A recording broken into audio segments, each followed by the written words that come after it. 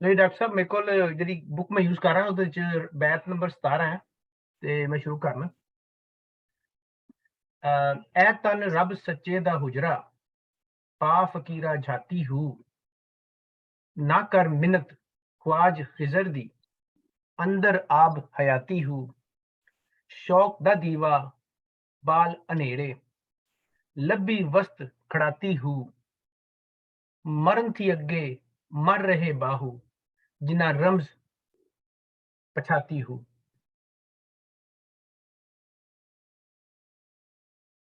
Hello हाँ जी मैं पढ़ दें।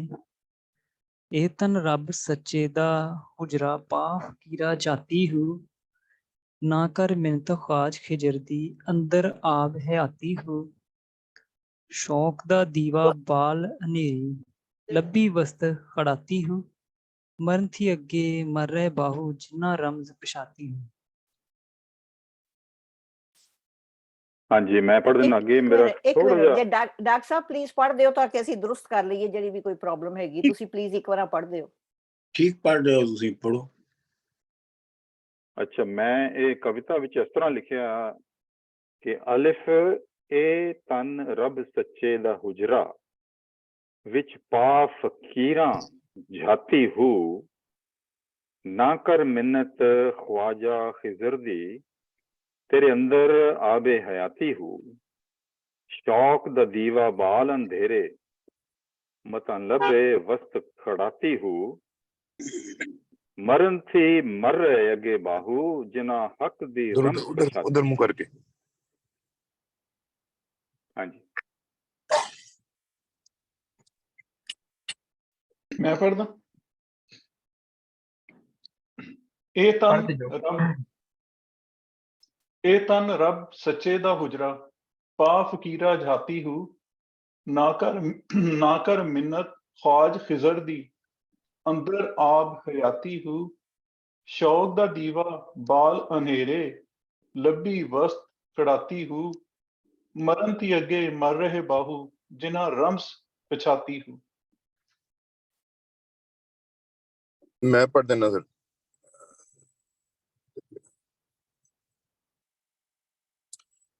ए तन रब सच्चे दा हुजरा पा फकीरा जाती हूँ ना कर मिन्नत खाज खिजर दी अंदर आब हयाती हूँ शौक दा दीवा बाल अनेरे लब्बी वस्त खड़ाती हूँ मरण थी अगे मर रहे बाहू जिन्ना रम्स पछाती हूँ। मैं पढ़ देनी है जी। अलिफ ए तन रब सच्चे दा हुजरा विच पा फकीरां चाती हूँ ना कर मिन्नत ख्वाजा खिजर दी तैं अंदर आब हयाती हूँ शौक दा दीवा बाड़ अंधेरे मता लब्बे वस्त खड़ाती हूँ मरण थी मर रहे अगे बाहू जिना हक दी रमज पछाती हूँ। मैं पढ़ देना। ए तन रब सच्चे दा हुजरा पा फकीरा चाहती हूँ ना कर मिन्नत ख्वाज खिजर दी अंदर आब हयाती हूँ शौक दा दीवा बाल अनेरे लब्बी वस्त खड़ाती हूँ मरण थी अगे मर रहे बाहू जिना रम्ज पिछाती हूँ।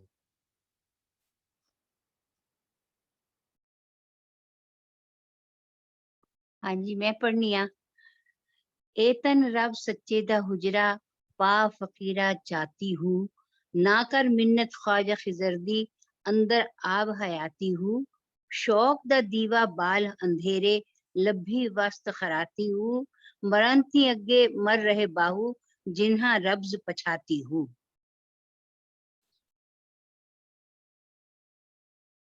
कोई रह गया? I think it's my go. Okay. ए तन रब सच्चे दा हुजरा पा फकीरा जाती हूँ ना कर मिन्नत ख्वाजा खिजर दी अंदर आब हयाती हूँ शौक दा दीवा बाल अनहेरे लब्बी वस्त खराती हूँ मरण थी अगे मर रहे बाहू जिना रम्ज पचाती हूँ।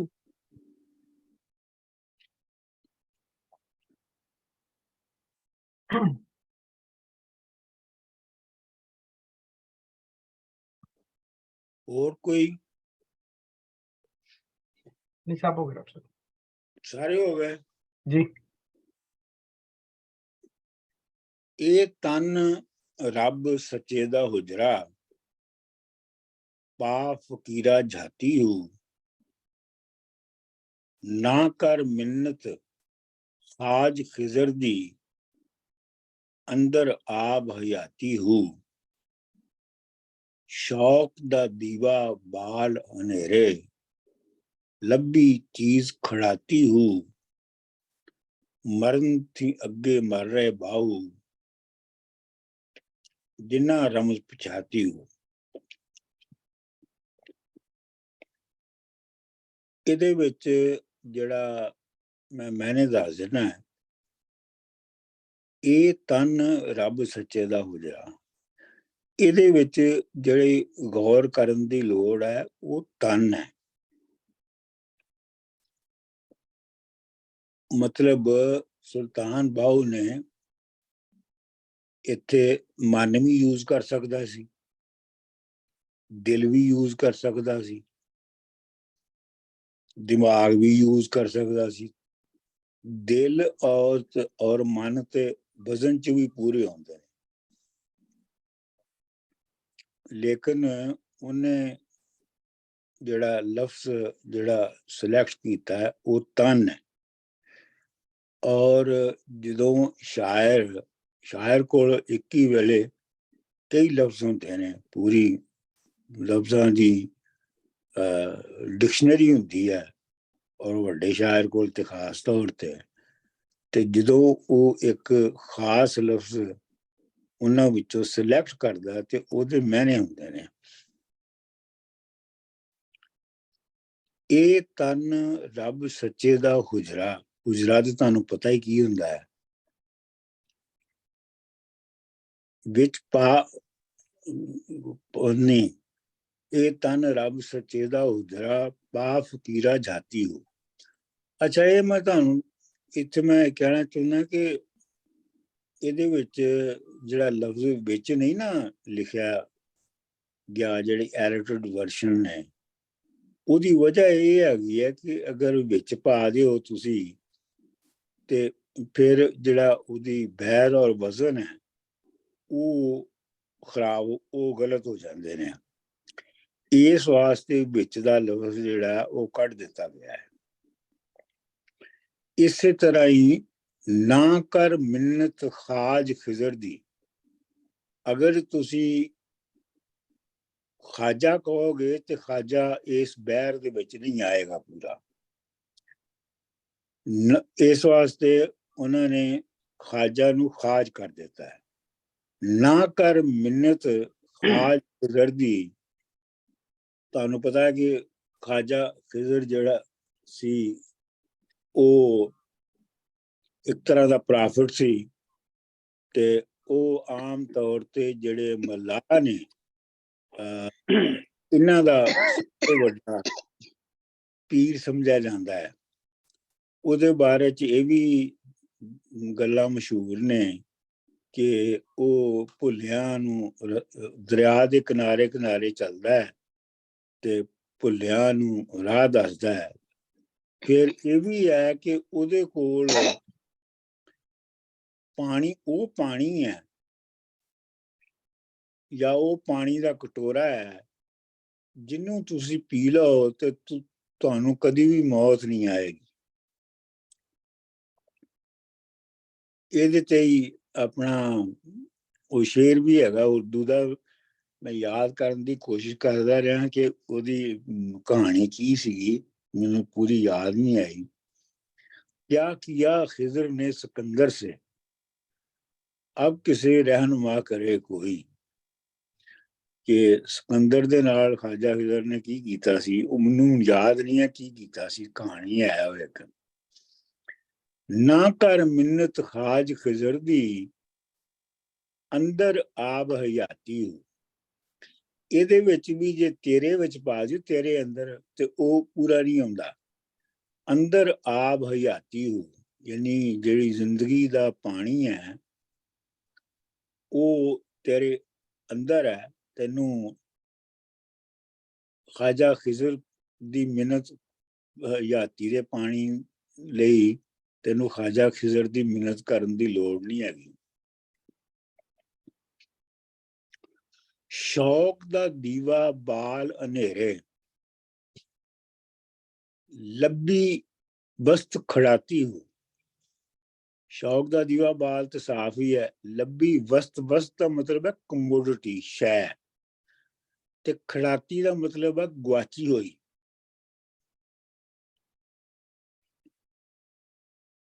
ਤੇਰੇ ਅੰਦਰ ਜਿਹੜੀ ਚੀਜ਼ ਗੁਆਚੀ ਹੋਈ ਹੈ ਉਹ ਸ਼ੌਕ ਦਾ ਦੀਵਾ ਬਾਲਣ ਦੇ ਨਾਲ ਤੈਨੂੰ ਫੇਰ ਤੋਂ ਮਿਲ ਸਕਦੀ ਹੈ। ਮਰਨ ਥੀ ਅੱਗੇ ਮਰ ਰਹੇ ਬਾਹੂ ਜਿਨ੍ਹਾਂ ਰਮਜ ਪਛਾਤੀ ਹੋ, ਕਿ ਜਿਨ੍ਹਾਂ ਨੂੰ ਇਹ ਰਮਜ ਸਮਝ ਆ ਗਈ, ਇਹ ਜਿਹੜੀ ਰਮਜ ਦੀ ਤੇ ਗੱਲ ਹੋਈ ਹੈ, ਉਹ ਮਰਨ ਤੋਂ ਪਹਿਲੇ ਹੀ ਮਰ ਜਾਂਦੇ ਨੇ, ਮਰੇ ਹੁੰਦੇ ਨੇ। ਮਤਲਬ ਇਹ ਹੈ ਕਿ ਉਹਨੂੰ ਉਹ ਜਿਹੜੀ ਸੋਸ਼ਲ ਬੀਇੰਗ ਆ ਉਹਨਾਂ ਦੀ, ਉਹ ਉਹਨੂੰ ਮਾਰ ਚੁੱਕੇ ਹੁੰਦੇ ਨੇ, ਔਰ ਉਹਨਾਂ ਦੀ ਇੱਕ ਦੂਜੀ ਬੀਇੰਗ ਜਿਹੜੀ ਆ ਉਹ ਜਨਮ ਲੈ ਚੁੱਕੀ ਹੁੰਦੀ। ਇਹ ਇਹਦੇ ਮਾਇਨੇ ਸਨ। ਹੁਣ ਤੁਸੀਂ ਇੱਥੇ ਗੱਲ ਕਰ ਲਓ। ਡਾਕਟਰ ਸਾਹਿਬ, ਰਮਜ਼ ਦਾ ਮਤਲਬ ਹੈ ਇਸ਼ਾਰਾ, ਰਾਜ਼, ਭੇਦ। ਭੇਦ ਜੀ, ਅੱਛਾ ਜੀ, ਥੈਂਕ ਯੂ। ਬਲਕਿ ਭੇਦ ਤੋਂ ਵੀ ਜ਼ਿਆਦਾ ਇਸ਼ਾਰਾ ਜੀ, ਸਿਗਨਲ। ਠੀਕ ਠੀਕ, ਥੈਂਕ ਯੂ। ਸਾਡੇ ਡਾਕਟਰ ਸਾਹਿਬ ਇੱਥੇ ਲਿਖਿਆ ਕਿ ਜਿਨ੍ਹਾਂ ਹੱਕ ਦੀ ਰਮਜ਼ ਪਛਾਤੀ, ਹੱਕ ਦਾ ਕੋਈ ਇਹਦੇ ਚ ਜਿਹੜੀ ਤੁਸੀਂ ਤੁਹਾਡੇ ਕੋਲ ਟੈਕਸਟ ਹੈ, ਇਹ ਗਲਤ ਟੈਕਸਟ ਹੈ, ਕਿਉਂਕਿ ਇਹ ਤੁਹਾਡੇ ਵਾਲੀ ਟੈਕਸਟ ਜਿਹੜੀ ਹੈ ਇਹ ਬਹਿਰ ਔਰ ਵਜ਼ਨ ਦੇ ਵਿੱਚ ਆਉਂਦੀ ਹੀ ਨਹੀਂ ਹੈ। ਜਿਹੜੀ ਅਸੀਂ ਡਾਕਟਰ ਸਾਹਿਬ ਨੇ ਸ਼ੇਅਰ ਕੀਤੀ ਹੈ ਨਾ ਸੰਗਤ ਵਿੱਚ, ਉਹ ਕਰੈਕਟ ਕੀ ਹੈ ਫਿਰ ਲਾਸਟ ਲਾਈਨ? ਮਰਨ ਥੀ ਅੱਗੇ ਮਰ ਰਹੇ ਬਾਹੂ ਜਿਨ੍ਹਾਂ ਰਮਜ਼ ਪਛਾਤੀ ਹੋ, ਇਹ ਵਜ਼ਨ। ਅਗਰ ਜਿਨ੍ਹਾਂ ਦੇ ਅੱਗੇ ਤੁਸੀਂ ਇਹ ਪਾ ਦਿਓਗੇ ਨਾ ਤਾਂ ਫਿਰ ਉਹ ਗਲਤ ਹੋ ਜਾਏਗਾ ਵਜ਼ਨ ਦੇ ਹਿਸਾਬ ਨਾਲ। ਜਿਨ੍ਹਾਂ ਰਮਜ਼ ਪਛਾਤੀ ਹੋ ਜੀ।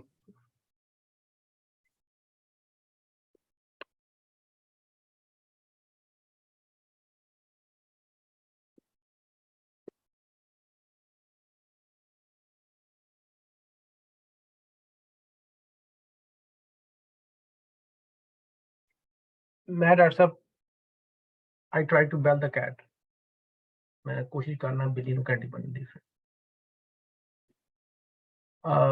ਵੈਸੇ ਮੇਰਾ ਇੱਕ ਡਿਲੇਮਾ ਹੈਗਾ ਜਦੋਂ ਮੈਂ ਸ਼ੁਰੂ ਕੀਤਾ ਸੁਲਤਾਨ ਬਾਹੂ ਨੂੰ।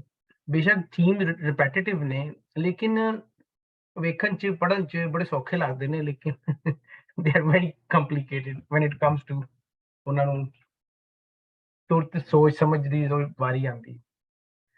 ਤੇ ਐ ਤਨ ਰੱਬ ਸੱਚੇ ਦਾ ਹੁਜਰਾ ਪਾ ਫਕੀਰਾ ਝਾਤੀ ਹੂ, ਇਹ ਵਾਕਈ ਵੈਰੀ ਇੰਟਰਸਟਿੰਗ ਹੈ ਕਿ ਕਾਫੀ ਕਲਾਸੀਕਲ ਪੋਇਟਰੀ ਚ ਰੱਬ ਦਿਲਾਂ ਵਿੱਚ ਰਹਿੰਦਾ, ਕਦੀ ਕਿਸੇ ਦਾ ਦਿਲ ਨਾ ਤੋੜੀ, ਰੱਬ ਦਿਲਾਂ ਵਿੱਚ ਰਹਿੰਦਾ। ਇੱਥੇ ਤਨ ਰੱਬ ਸੱਚੇ ਦਾ ਹੁਜਰਾ ਪਾ ਫਕੀਰਾ ਝਾਤੀ ਹੂ, ਇਹ ਹੁਜਰਾ। ਔਰ ਡਾਕਟਰ ਸਾਹਿਬ ਇੱਕ ਸਵਾਲ ਪੁੱਛਣਾ ਸੀ, ਇੱਥੇ ਲਫ਼ਜ਼ ਹੁਜਰਾ ਇਸਤੇਮਾਲ ਕੀਤਾ ਗਿਆ ਹੈ, ਇਹ ਹੁਜਰਾ ਐਸੇ ਇਸਤੇਮਾਲ ਕੀਤਾ ਗਿਆ ਕਿ ਜਿਹੜੇ ਫਕੀਰ ਨੇ ਉਹ ਆਪਣੀ ਜਿਹੜੀ ਝੁੱਗੀ ਬਣਾਉਂਦੇ ਨੇ ਉਹਨੂੰ ਹੁਜਰਾ ਕਹਿੰਦੇ ਨੇ। ਹੁਜਰਾ ਮਕਾਨ ਤੋਂ ਵੱਖਰਾ ਹੈ, ਇਹਦੀ ਡੈਫੀਨੇਸ਼ਨ? ਹੁਜਰਾ ਕੋਈ ਵੀ ਜਿਹੜੇ ਸੈਕਲੂਡਡ ਜਗ੍ਹਾ। ਜੀ ਜੀ,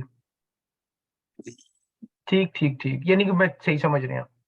हाँ, सिलेक्शन भी बड़ी इंटरेस्टिंग सिलेक्शन है। मतलब आलम भी ਜਿਹੜੇ ਨੇ ਉਹ ਵੀ ਹੁਜਰੇ ਚ ਰਹਿੰਦੇ ਨੇ ਜੀ, ਸਿਕਲੂਜਨ ਦੇ, ਤਾਕਿ ਉਹ ਗੌਰ ਫਿਕਰ ਤੇ ਪੌਂਡਰੈਂਸ ਤੇ।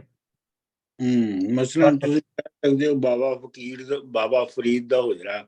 ਜੀ ਜੀ, ਇੱਕ ਜੱਟੀ ਹੁਜਰੇ ਸ਼ਾਹ ਮਕੀਮ ਦੇ ਬੈਠੀ ਅਰਜ਼ ਕਰੇ, ਮੈਂ ਬੱਕਰਾ ਦੇਵਾਂ ਆਇਦਾ ਤੇਰੇ ਦਾ ਸਾਈ ਮਰੇ। ਅੱਛਾ ਜੀ, ਵੈਲ ਇਨ ਸ਼ਾਰਟ ਮੈਨੂੰ ਜੋ ਸਮਝ ਆਈ ਹੈ ਕਿ ਜੀ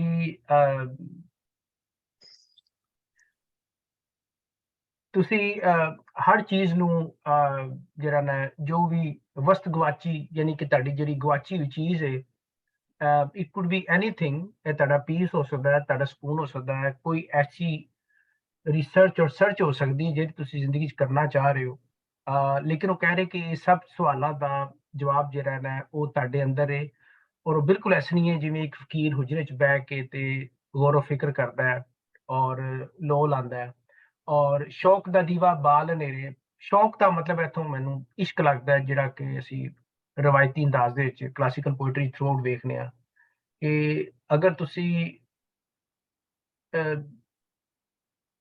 ਹਮੇਸ਼ਾ ਦੀ ਹਯਾਤੀ ਚਾਹੁੰਦੇ ਹੋ, not in physical sense but spiritual sense, ਜਿਹੜੀ ਕਿ ਇਟਰਨਲ ਪੀਸ ਆਫ ਮਾਈਂਡ ਹੈ ਜਾਂ ਇੰਟਰਨਲ ਸੈਟਿਸਫੈਕਸ਼ਨ ਹੈ, ਜਿਹਦੇ ਬਾਰੇ ਸਭ ਕੁਝ ਲਿਖਿਆ ਜਾ ਰਿਹਾ ਔਰ ਕੀਤੀ ਜਾ ਰਹੀ ਹੈ, ਉਹ ਕਹਿੰਦੇ ਉਹ ਤਾਂ ਹੀ ਮੁਮਕਿਨ ਹੈ ਕਿ ਜੇ ਤੁਸੀਂ ਆਪਣੇ ਇਸ਼ਕ ਦਾ ਦੀਵਾ ਬਾਲੋ। ਔਰ ਇਸ਼ਕ ਦਾ ਦੀਵਾ ਜਿਹੜਾ ਵੇ ਉਹ ਹੀ ਹੈ ਕਿ ਅਗਰ ਤੁਸੀਂ ਫੋਕਸ ਹੋ ਔਰ ਅਗਰ ਤੁਸੀਂ ਯੂਨੀਵਰਸ ਦੇ ਨਾਲ ਇੱਕ ਹੋ ਤੇ ਤੁਸੀਂ ਇਹ ਚੀਜ਼ ਜਿਹੜੀ ਕਿ ਮੋਸਟਲੀ ਗਵਾਚ ਗਈ ਹੈ,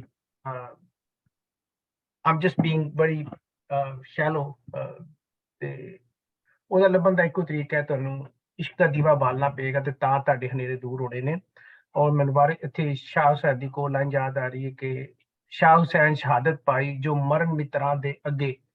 ਤੇ ਉਹ ਜਿਹੜੀ ਜਦੋਂ ਤੁਸੀਂ ਇਹ ਗਵਾਚੀ ਹੋਈ ਚੀਜ਼ ਆਪਣੀ ਇਸ਼ਕ ਫੋਕਸ ਦੇ ਨਾਲ ਮਿਹਨਤ ਦੇ ਨਾਲ ਹਾਸਿਲ ਕਰ ਲੈਂਦੇ ਹੋ ਤੇ ਉਹਦੇ ਬਾਅਦ ਤੁਹਾਨੂੰ ਕਿਸੇ ਕਿਸਮ ਦਾ ਮਰਨ ਦਾ ਖੌਫ ਨਹੀਂ ਰਹਿੰਦਾ, ਕਿਉਂਕਿ ਉਹਨੂੰ ਫਿਰ ਕਨੈਕਟ ਕਰਦਾ ਆਬੇ ਹਯਾਤ ਦੇ ਨਾਲ। ਕਿ ਆਬੇ ਹਯਾਤ ਦਾ ਜਿਹੜਾ ਵਾਕਿਆ ਹੈ ਕਿ ਉਹ ਜਿਹੜਾ ਡਾਕਟਰ ਸਾਹਿਬ ਕਹਿ ਰਹੇ ਸਨ ਕਿ ਦੋ ਵਾਕਿਆਤ ਨੇ, ਦੋ ਇੰਸੀਡੈਂਟ ਨੇ। ਦੂਸਰਾ ਇੰਸੀਡੈਂਟ ਹੈਗਾ ਜਿਹੜਾ ਮੈਂ ਪੜ੍ਹਿਆ, ਉਹ ਡਾਕਟਰ ਸਾਹਿਬ ਕਹਿ ਰਹੇ ਸਨ ਕਿ ਖਵਾਜਾ ਖਿਜ਼ਰ ਨੇ ਸਿਕੰਦਰ ਆਜ਼ਮ ਨੂੰ, ਅਲੈਗਜ਼ੈਂਡਰ ਦਾ ਗ੍ਰੇਟ ਨੂੰ ਪ੍ਰੋਮਿਸ ਕੀਤਾ ਸੀ ਕਿ ਮੈਂ ਤੈਨੂੰ ਨਾ ਲੱਭ ਕੇ ਦਿਆਂਗਾ, ਆਬੇ ਹਯਾਤ ਦਿਆਂਗਾ। ਤੇ ਉਹ ਜਦੋਂ ਪ੍ਰੋਮਿਸ ਕਰ ਲਿਆ ਤੇ ਜਦੋਂ ਉਹਨੂੰ ਆਬੇ ਹਯਾਤ ਦਵਾਉਣ ਦਾ ਟਾਈਮ ਆਇਆ ਤੇ ਉਹਨੇ ਉਹਨੂੰ ਗੱਲਾਂ 'ਚ ਇੱਧਰ ਉੱਧਰ ਕਰਕੇ ਤੇ ਉਹਨੂੰ ਗਵਾ ਦਿੱਤਾ ਤੇ ਆਬੇ ਹਯਾਤ ਨੂੰ ਕੋਈ ਨਹੀਂ ਮਿਲਿਆ। ਉਹ ਖੁਆਰ ਹੀ ਹੁੰਦਾ ਰਿਹਾ ਸਿਕੰਦਰ ਆਜ਼ਮ। ਉਹ ਕਨੈਕਟ ਕੀਤਾ ਹੈ ਆਖਰੀ ਲਾਈਨ ਦੇ ਵਿੱਚ, ਜੋ ਮੈਨੂੰ ਸਮਝ ਆਈ ਹੈ ਖਵਾਜਾ ਖਿਜ਼ਰ ਨੂੰ ਤੇ ਆਬੇ ਹਯਾਤ ਨੂੰ, ਕਿ ਅਗਰ ਤੁਸੀਂ ਆਪਣੇ ਅੰਦਰ ਝਾਤੀ ਪਾ ਕੇ ਹਨੇਰੇ ਦੂਰ ਕਰ ਲੈਂਦੇ ਹੋ ਔਰ ਆਪਣੀ ਜਿਹੜੀ ਗਵਾਚੀ ਹੋਈ ਚੀਜ਼ ਹੈ ਉਹ ਲੱਭ ਲੈਂਦੇ ਹੋ, ਫਿਰ ਤੁਹਾਨੂੰ ਖਵਾਜਾ ਖਿਜ਼ਰ ਦੀ ਜਾਂ ਕਿਸੇ ਕਿਸਮ ਦੀ ਆਬੀ ਹਯਾਤ ਦੀ ਲੋੜ ਨਹੀਂ, ਕਿਉਂਕਿ ਤੁਸੀਂ ਤੁਹਾਨੂੰ ਫਿਰ ਮਰਨ ਦਾ ਖੌਫ ਕੋਈ ਨਹੀਂ ਰਹੇਗਾ, ਕਿਉਂਕਿ ਇੰਸਟਿੰਕਟਿਵਲੀ ਇਨਸਾਨ ਨੂੰ ਮੌਤ ਤੋਂ ਬੜਾ ਡਰ ਲੱਗਦਾ। ਲੇਕਿਨ ਅਗਰ ਤੁਸੀਂ ਆਪਣੇ ਅੰਦਰ ਝਾਤੀ ਪਾ ਲੈਂਦੇ ਹੋ ਔਰ ਤੁਹਾਡੀ ਜਿਹੜੀ ਇਸ਼ਕ ਹੈ ਫੋਕਸ ਹੈ ਉਹ ਉੱਥੇ ਤੁਹਾਨੂੰ ਪਹੁੰਚਾ ਦਿੰਦਾ ਜਿੱਥੇ ਤੁਸੀਂ ਜਾਣਾ ਚਾਹੁੰਦੇ ਹੋ ਜਾਂ ਜਾਣਾ ਚਾਹੀਦਾ ਸਾਨੂੰ, ਫਿਰ ਤੁਹਾਨੂੰ ਮਰਨ ਦਾ ਕੋਈ ਖੌਫ ਨਹੀਂ ਹੋਣਾ। ਔਰ ਸਾਰੇ ਜਿਹੜੇ ਰਾਜ਼ ਨੇ ਯੂਨੀਵਰਸ ਦੇ, ਆਪਣੀ ਜ਼ਾਤ ਦੇ, ਔਰ ਆਪਣਾ ਜਿਹੜਾ ਤੁਹਾਡਾ ਪਲੇਸ ਹੈ ਯੂਨੀਵਰਸ ਦੇ ਵਿੱਚ, ਸੁਸਾਇਟੀ 'ਚ, ਜਿੱਥੇ ਵੀ ਤੁਸੀਂ ਹੈਗੇ ਹੋ, ਉਹਦਾ ਤੁਹਾਨੂੰ ਕੋਈ ਖੌਫ ਨਹੀਂ ਰਹੇਗਾ ਔਰ ਤੁਹਾਨੂੰ you will be eternally in peace. So, in short, not a good effort, but I tried. No, that's very good ਜਿਹੜੇ ਜੋ ਤੁਸੀਂ ਕਿਹਾ ਹੈ ਨਾ। ਤੇ ਮੈਂ ਗੱਲ ਕਰ ਸਕਦਾ ਜੇ ਇਜਾਜ਼ਤ ਹੈਗੀ? ਹਾਂਜੀ ਬੋਲਦੇ ਜਾਓ ਪਾਪੀ। ਠੀਕ ਹੈ, ਓਕੇ ਠੀਕ ਹੈ। ਜਿਸ ਤਰੀਕੇ ਮੈਨੂੰ ਇਹ ਸਮਝ ਆਈ ਹੈ ਨਾ, ਇਹ ਉਸ ਮਨੁੱਖ ਦੀ ਗੱਲ ਹੋ ਰਹੀ ਆ ਜਿਹਨੂੰ ਕੋਈ ਔਂਕੜ ਆਈ ਆਪਣੀ ਲਾਈਫ ਜ਼ਿੰਦਗੀ 'ਚ ਨਾ, ਤੇ ਇਹ ਕਿਸੇ ਨੂੰ ਆਪਣੇ ਸਵਾਲ ਜੋ ਔਂਕੜ ਹੈਗੇ ਉਹ ਜਵਾਬ ਚਾਹੀਦੇ ਆ। ਤੇ ਇਹ ਜਿਹੜੇ ਕਾਫੀ ਇਹ ਕਹਿ ਰਹੀ ਹੈ ਨਾ ਕਿ ਤੁਸੀਂ ਹੋਰ ਕਿਸੇ ਵੱਲ ਨਾ ਦੇਖੋ, ਤੁਸੀਂ ਆਪ ਹੀ ਆਪਣੇ ਸਵਾਲਾਂ ਦੇ ਜਵਾਬ ਦੇ ਸਕਦੇ ਆ। ਜਿਹੜੀ ਔਂਕੜ ਹੈਗੀ ਆ ਤੁਸੀਂ ਇਹਦਾ ਹੱਲ ਵੀ ਆਪ ਹੀ ਲੱਭ ਸਕਦੇ ਆ। ਜਿੱਦਾਂ ਕਿ ਇਹ ਤਾਂ ਰੱਬ ਸੱਚੇ ਦਾ ਹੁਜਰਾ, ਇਹ ਫਕੀਰ ਨੂੰ ਕਹਿੰਦਾ ਤੂੰ ਮੇਰੇ ਵੱਲ ਹੀ ਦੇਖ ਲੈ, ਮੈਨੂੰ ਤੇਰੇ ਵੱਲ ਦੇਖਣ ਦੀ ਲੋੜ ਨਹੀਂ ਹੈਗੀ, ਮੈਂ ਜਿਹੜੇ ਸਵਾਲ ਕਰਨੇ ਆ ਜਵਾਬ ਦੇਣੇ ਮੈਂ ਆਪ ਹੀ ਦੇ ਦੇਣੇ ਹਨਾ। ਤੁਸੀਂ ਖਵਾਜਾ ਖਿਜ਼ਰ ਦੀ ਮਿਹਨਤ ਨਾ ਕਰੋ। ਖਵਾਜਾ ਖਿਜ਼ਰ ਪਾਣੀ ਦੇ ਨਾਲ ਜਿੱਦਾਂ ਪਹਿਲਾਂ ਕਹਿ ਚੁੱਕੇ ਹਨਾ ਸੰਬੰਧ ਰੱਖਦੇ। ਇੰਡੀਆ 'ਚ ਵੀ ਕਾਫੀ ਥਾਂ ਹੈਗੇ ਜਿਹੜੇ ਖਵਾਜੇ ਦੇ ਨਾਲ ਜੁੜੇ ਆ। ਤੇ ਜਦ ਜਿਹੜੇ ਸਿਆਣੇ ਹੁਣ ਵੀ ਕਹਿ ਦਿੰਦੇ ਜਿਹੜੇ ਪਾਣੀ ਦੀ ਕੋਈ ਗੱਲ ਹੁੰਦੀ ਹੈ ਜਾਂ ਸੀ ਸਾਈਡ ਤੇ ਵੀ ਜਾਇਦਾ ਇਹ ਖਵਾਜਾ ਆ ਹਨਾ, ਪਾਣੀ ਖਵਾਜਾ ਆ, ਭਲੀ ਕਰੇ। ਪਰ ਖਵਾਜਾ ਜਿਹੜੇ ਅੰਮ੍ਰਿਤ ਦੇ ਨਾਲ ਵੀ ਜੋੜ ਸਕਦੇ ਆ, ਉਹ ਅੰਮ੍ਰਿਤ ਆਪਣੇ ਅੰਦਰ ਹੈਗਾ ਆ, ਆਪਣੇ ਹੋਰ ਕਿਸੇ ਜਾਣ ਦੀ ਲੋੜ ਨਹੀਂ ਹੈਗੀ। ਆਪਾਂ ਆਪ ਹੀ ਸਹੀ ਹੈਗੇ ਜੇ ਆਪਾਂ ਸਹੀ ਤਰੀਕੇ ਦੇ ਨਾਲ ਚੱਲਣਾ ਹੋਵੇ।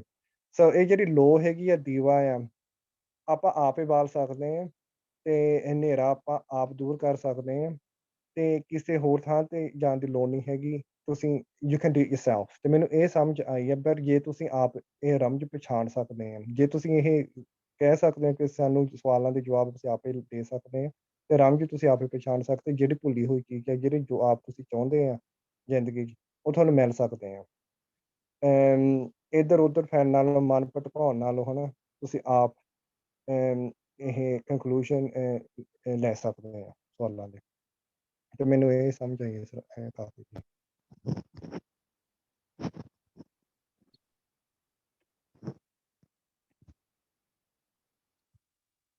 ਮੈਂ ਕਹਿ ਦਿੰਦਾ ਕੁਛ ਮੈਨੂੰ ਇਹ ਸਮਝ ਆਈ ਹੈ ਕਿ ਉਹ ਕਹਿੰਦੇ ਨੇ ਕਿ ਇਹ ਤਾਂ ਰੱਬ ਸੱਚੇ ਦਾ ਹੁਜਰਾ ਪਾ ਫਕੀਰਾ ਜਾਤੀ ਹੂ, ਕਿ ਕੁਦਰਤ ਨੇ ਤੈਨੂੰ ਜਿਹੜਾ ਬਣਾਇਆ ਹੈ, ਅਗਰ ਤੂੰ ਦੀਆਂ ਰਮਜ਼ਾਂ ਜਾਂ ਇਹ ਸਮਝਣਾ ਚਾਹਨਾ ਕਿ ਤੂੰ ਕਿਉਂ, ਤੇਰੀ ਹੋਂਦ ਕਿਉਂ ਹੈ, ਜਾਂ ਕੀ ਸੱਚ ਹੈ ਕੀ ਝੂਠ ਹੈ, ਕੀ ਗਲਤ ਹੈ ਕੀ ਸਹੀ ਹੈ, ਕੀ ਕਰਨਾ ਹੈ ਕੀ ਨਹੀਂ ਕਰਨਾ, ਕੀ ਉੱਤੇ ਹੈ ਕੀ ਥੱਲੇ ਹੈ, ਕੀ ਅੱਜ ਹੈ ਕੀ ਕੱਲ ਹੈ, ਔਰ ਕੀ ਜ਼ਿੰਦਗੀ ਹੈ ਔਰ ਕੀ ਮੌਤ ਹੈ, ਜੇ ਤੂੰ ਇਹ ਗੱਲਾਂ, ਇਹ ਤਾਂ ਰੱਬ ਸੱਚੇ ਦਾ ਹੁਜਰਾ ਪਾ ਫਕੀਰਾ ਜਾਤੀ ਹੂ, ਅਗਰ ਤੂੰ ਇਹ ਚੀਜ਼ਾਂ ਦੇਖਣਾ ਚਾਹਨਾ ਤੇਰੀ ਤਖਲੀਕ ਕਿਉਂ ਹੋਈ ਹੈ, ਜਾਂ ਤੂੰ ਬਣਿਆ ਕਿਉਂ ਆ, ਕੁਦਰਤ ਨੇ ਤੈਨੂੰ ਕਿਉਂ ਬਣਾਇਆ, ਤੇ ਤੂੰ ਜਿਹੜੀ ਆ ਤੇਰਾ ਪਿੰਜਰ ਹੈ, ਇਹਦੇ ਅੰਦਰ ਤੈਨੂੰ ਝਾਤੀ ਪਾਣੀ ਪੈਣੀ ਹੈ, ਇਹ ਰਮਜ਼ ਤੈਨੂੰ ਬਾਹਰੋਂ ਨਹੀਂ ਲੱਭਣੀ।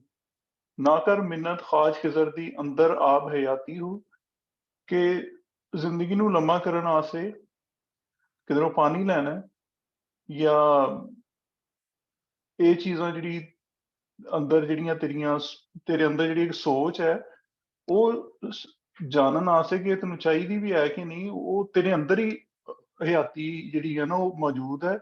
ਉਹਦੇ ਤੇ ਤਵੱਜੋ ਦੇ, ਆਪਣੇ ਦਿਮਾਗ ਨੂੰ ਇਸਤੇਮਾਲ ਕਰ, ਆਪਣੇ ਦਿਲ ਨੂੰ ਇਸਤੇਮਾਲ ਕਰ। ਤੇ ਇਹ ਆਪ ਹਯਾਤੀ ਦਿਮਾਗ ਦੀ ਗੱਲ ਕੀਤੀ ਹੈ ਕਿ ਦਿਮਾਗੀ ਤੌਰ ਤੇ ਸਮਝਣ ਦੀ ਕੋਸ਼ਿਸ਼ ਕਰ। ਤੇ ਅਗਲੇ ਮਿਸਰੇ ਚੋਂ ਕਹਿੰਦੇ ਨੇ ਸ਼ੌਕ ਦਾ ਦੀਵਾ ਬਾਲ ਹਨੇਰੇ ਲੱਭੀ ਵਸਤ ਖੜਾਤੀ ਹੋ, ਕਿ ਜੇ ਤੂੰ ਆਪਣਾ ਦਿਲ ਦਾ ਪੈਸ਼ਨ, ਇਨਸਾਨਾਂ ਨਾਲ ਮੁਹੱਬਤ, ਕਾਇਨਾਤ ਦੇ ਨਾਲ ਜੁੜ ਕੇ ਰਹਿਣਾ, ਆਪਣੀ ਜਿਹੜੀਆਂ ਤੇਰੀਆਂ ਜ਼ਾਤੀ ਖਵਾਹਿਸ਼ਾਤ ਨੇ ਉਹਨੂੰ ਮਾਸ਼ਰਤੀ ਜਾਂ ਜਿਹੜੀਆਂ ਪ੍ਰੀਵੇਲਿੰਗ ਚੀਜ਼ਾਂ ਨੇ, ਉਹ ਚਾਹੇ ਨਾਮਸ ਹੋਣ, ਚਾਹੇ ਉਹ ਡਿਜ਼ਾਇਰਸ ਹੋਣ, ਚਾਹੇ ਉਹ ਜੰਗਾਂ ਹੋਣ, ਚਾਹੇ ਉਹ ਜੋ ਵੀ ਚੀਜ਼ ਹੋਏ, ਸ਼ੌਕ ਦਾ ਦੀਵਾ ਬਾਲ ਹਨੇਰੇ ਲੱਭੀ ਵਸਤ ਖੜਾਤੀ ਹੋ। ਜਦੋਂ ਤੂੰ ਆਪਣੇ ਅੰਦਰ ਇਹ ਸ਼ੌਕ ਪੈਦਾ ਕਰ ਲੇਗਾ ਕਿ ਮੈਂ ਕਿਉਂ ਹੈ ਤੇ ਕਿਉਂ ਹੈ ਤੇ ਮੈਂ ਕਿੱਥੇ ਜਾਣਾ, ਤੇ ਇਹ ਚੀਜ਼ਾਂ ਦੇ ਤੈਨੂੰ ਜਵਾਬ ਲੱਭ ਜਾਣਗੇ, ਤੇ ਤੈਨੂੰ ਹਰ ਗੁਆਚੀ ਚੀਜ਼ ਲੱਭ ਜਾਏਗੀ। ਗੁਆਚੀ ਚੀਜ਼ ਜਿਹੜੀ ਚੀਜ਼ਾਂ ਦੀ ਤੇਰੇ ਅੰਦਰ, ਦੁਨਿਆਵੀ ਚੀਜ਼ਾਂ ਦੀ ਤੇਰੇ ਅੰਦਰ ਜਿਹੜੀ ਚੀਜ਼ ਖਵਾਹਿਸ਼ ਆਉਂਦੀ ਹੈ, ਤੈਨੂੰ ਉਹਨਾਂ ਦੇ ਜਵਾਬ ਲੱਭ ਜਾਣਗੇ ਕਿ ਉਹਨਾਂ ਦੀ ਅਹਿਮੀਅਤ ਕੀ ਹੈ। ਮਰਨ ਥੀ ਅੱਗੇ ਮਰ ਰਹੇ ਬਾਹੂ ਜਿਨ੍ਹਾਂ ਰਮਸ ਪਛਾਤੀ ਹੋ, ਤੇ ਜਿਹੜਾ ਬੰਦਾ ਇਹ ਰਮਜ਼ ਸਮਝ ਲੈਂਦਾ ਹੈ ਕਿ ਉਹਦੀ ਹੋਂਦ ਕਾਹਦੇ ਆਸਤੇ ਹੈ, ਤੇ ਉਹ ਸਮਝੋ ਕਿ ਕਈ ਜਿਹੜੀਆਂ ਪ੍ਰੀਵੇਲਿੰਗ ਚੀਜ਼ਾਂ ਨੇ, ਕਿ ਕਈ ਚੀਜ਼ਾਂ ਦੇ ਰਾਜ਼ ਮਰਨ ਤੋਂ ਬਾਅਦ ਨਿਕਲਦੇ ਨੇ, ਜਾਂ ਇੱਕ ਨਵੀਂ ਜ਼ਿੰਦਗੀ ਆ ਜਾਂਦੀ ਹੈ ਵਗੈਰਾ ਵਗੈਰਾ। ਤੇ ਉਹ ਕਹਿੰਦੇ ਨੇ ਕਿ ਉਹ ਕਰਨ ਵਾਸਤੇ ਸਿਰਫ ਤੁਹਾਨੂੰ ਆਪਣਾ ਇਹ ਜਾਣ ਲੈਣਾ ਬੜਾ ਜ਼ਰੂਰੀ ਹੈ ਕਿ ਤੁਹਾਡੀ ਹੋਂਦ ਕਿਉਂ ਹੈ। ਅਗਰ ਇਹ ਤੁਸੀਂ ਸਮਝ ਲਵੋ ਔਰ ਆਪਣੇ ਆਪ ਨੂੰ ਬਿਹਤਰ ਹਿੱਸਾ ਬਣਾ ਲਵੋ ਉਸ ਫਿਤਰਤ ਦੇ ਨਿਜ਼ਾਮ ਦਾ, ਤੇ ਜਿਨ੍ਹਾਂ ਰਮਜ਼ ਪਛਾਤੀ ਹੋ ਉਹਨਾਂ ਨੂੰ ਨਾਬਿਆ ਦੀ ਲੋੜ ਹੈ, ਉਹਨੂੰ ਨਾਬੇ ਇਹੀ ਰਮਜ਼ ਹੈ, ਬਸ ਉਹਨਾਂ ਨੂੰ ਮਿਲ ਜਾਂਦੀ।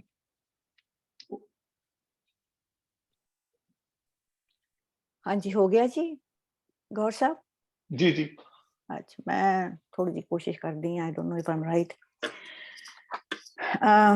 ਜਿਹੜਾ ਇਹ ਪਹਿਲੀਆਂ ਦੋ ਲਾਈਨਾਂ ਨੇ, ਇੱਕ ਤੇ ਲਫ਼ਜ਼ ਹੈਗਾ ਫਕੀਰਾ, ਪਾ ਫਕੀਰਾ ਚਾਹਤੀ ਹੂੰ। ਇੱਥੇ ਫਕੀਰਾ ਮੀਨਸ ਕਿ ਇਹ ਉਸ ਇਨਸਾਨ ਨੂੰ ਮੁਖਾਤਿਬ ਕਰ ਰਹੇ ਨੇ ਜਿਹੜਾ ਆਲਰੇਡੀ ਇਸ ਪਾਸੇ ਦੋ ਕਦਮ ਤੁਰ ਪਿਆ ਹੀ, ਉਹਨੂੰ ਐਜ਼ ਅ ਫਕੀਰ ਮੰਨ ਰਹੇ ਨੇ। So that means this person is already ਸਮਵਟ on the path. ਤੇ ਇਹ ਜਿਹੜਾ ਹੈਗਾ ਆ, ਜਿਹੜਾ ਇਹ ਕਨਸੈਪਟ ਹੈਗਾ ਆ ਕਿ ਰੱਬ ਜਿਹੜਾ ਹੈਗਾ ਆ ਉਹ ਤੁਹਾਡੇ ਅੰਦਰ ਵਸਦਾ ਆ, ਇਹ ਫਕੀਰੀ ਦੀ ਇੱਕ ਮੰਨਿਆ ਹੋਇਆ ਕਨਸੈਪਟ ਹੈਗਾ। ਸੋ ਇਹ ਉਸ ਬੰਦੇ ਨੂੰ ਕਰ ਰਹੇ ਨੇ ਕਿ ਜਿਹੜਾ has realized he is on the path, ਔਰ ਉਹਨੂੰ ਇਹ ਜਿਹੜਾ ਕਨਸੈਪਟ ਹੈਗਾ ਫਕੀਰੀ ਦਾ, ਉਹ ਮੇਨ ਕਨਸੈਪਟ ਉਹ ਪਹਿਲੀਆਂ ਦੋ ਲਾਈਨਾਂ ਚ ਉਹਨੂੰ ਦੱਸ ਰਹੇ ਨੇ। ਸੋ ਇੱਕ ਹੋਰ ਮੈਂ ਜਿੱਥੇ ਜਿਹੜੀ ਗੱਲ ਮੈਨੂੰ ਇੰਪੋਰਟੈਂਟ ਜਿਹੀ ਲੱਗੀ ਹੈਗੀ ਹੈ, ਅੰਦਰ ਆਬ ਹਯਾਤੀ ਹੂ। ਇੱਕ ਜਿਹੜਾ ਇਹਦੇ ਚ ਜਿਹੜਾ ਮਰਨ ਜਿਉਣ ਦਾ ਫਰਕ ਇਹਦੇ ਵਿੱਚ ਜਿਹੜਾ ਹੈਗਾ, ਅੰਦਰ ਆਬ ਹਯਾਤੀ ਮੀਨਸ ਕਿ ਵੀ ਉਹਨਾਂ ਨੇ ਮਰਨ ਦੇ ਕਨਸੈਪਟ ਨੂੰ ਇੱਕ ਕਿਸਮ ਦਾ ਇਰੈਲੇਵੈਂਟ ਜਿਹਾ ਕਰ ਦਿੱਤਾ ਹੈ, ਕਿ life is just a continuation. ਜਿਹੜਾ ਤੁਹਾਡਾ ਸਫ਼ਰ ਹੈ, ਇੱਕ ਤੁਸੀਂ ਜਿਹੜੇ ਸਫ਼ਰ ਚ ਪਏ ਹੋਏ ਹੋ ਆਪਣੇ ਇਸ ਕਾਇਨਾਤ ਦੇ ਵਿੱਚ ਰਲਣ ਦੇ ਜਿਹੜੀ ਆ ਜ਼ਿੰਦਗੀ ਔਰ ਮੌਤ ਹੈ ਇਹ